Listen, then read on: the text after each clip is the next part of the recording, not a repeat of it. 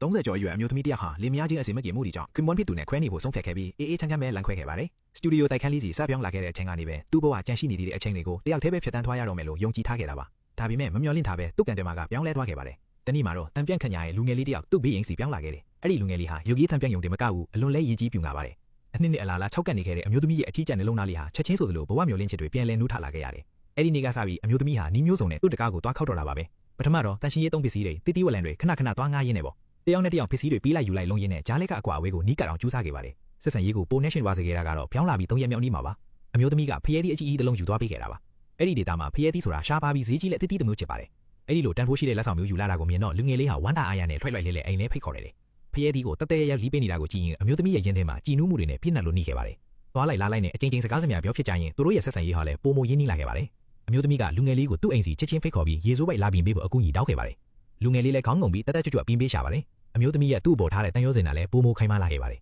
။ရေစိုးပိုက်ကိုဖြုတ်လိုက်တဲ့နောက်ပေးရည်နေတဲ့ရေချိုခန်းကိုလည်းလူငယ်လေးကဝိုင်းကူတန်ရှင်းရေးလုပ်ပေးခဲ့ပါတယ်။အတူတူအိမ်လူလုံနေကြတဲ့အခြေအနေဟာနှစ်ပေါင်းများစွာချစ်ခင်စနိုပေါင်းတင်လာခဲ့ကြတဲ့ဇနီးမောင်နှမတွေလိုပါပဲ။တနည်းအရောက်မှာတော့မတော်တဆအခမ်းအနားကိုချင်းထိခိုက်သွားခဲ့ပြီးလူငယ်လေးဟာရုတ်တရက်တတိပြဝင်သွားခဲ့ပါတယ်။ဒါပေမဲ့အဲ့ဒီအဖြစ်ဖြစ်လေးကသူတို့နှစ်ယောက်ရဲ့ယဉ်ကျေးမှုကိုပျက်စီးမသွားစေပါဘူး။အမျိုးသမီးကထပ်မံအကူအညီတောင်းခဲ့ပြန်ပါတယ်။လူငယ်လေးဟာမင်းမောတွေဝေသွားပြီးအလုံးလုံးနေရင်တန့်သွားခဲ့ပါတယ်။မမျော်လင့်ထားတဲ့မင်းကွဲတကူဟာသူ့မျက်စိရှေ့မှာတင်ပေါ်ထွက်လာခဲ့တာပါ။အခြေအနေတွေဟာခဏချင်းမှတင်အတော့ကိုအနေရခတ်သွားမလို့အိမ်မက်တောင်မမှတ်ဖူပါဘူး။အမျိုးသမီးဟာလူငယ်လေးရဲ့မျက်နှာမူရာပုံမှန်မဟုတ်တော့တာကိုချက်ချင်းရိပ်မိလိုက်ပါတယ်။ကောင်လေးရဲ့မျက်နှာလုံးနီးရဲနေခဲ့တာပါ။စိတ်ဆိုးသွားမလားလို့စိုးရင်ခဲ့ပေမဲ့အံ့ဩစရာကောင်းတာကအမျိုးသမီးရဲ့မျက်နှာပေါ်မှာကျက်စီအပြုံးလီပေါ်လာခဲ့တာပါ။အဲ့ဒီနောက်ရုတ်တရက်ထားလိုက်ပြီးပါးလွယ်တဲ့မန်တကားနောက်ကနေလူငယ်လေးကိုတိတ်ဆိတ်ကြည့်နေခဲ့ပါတယ်။ဒါပေမဲ့သူတို့နှစ်ယောက်စက္ကန့်မျက်လုံးဆုံး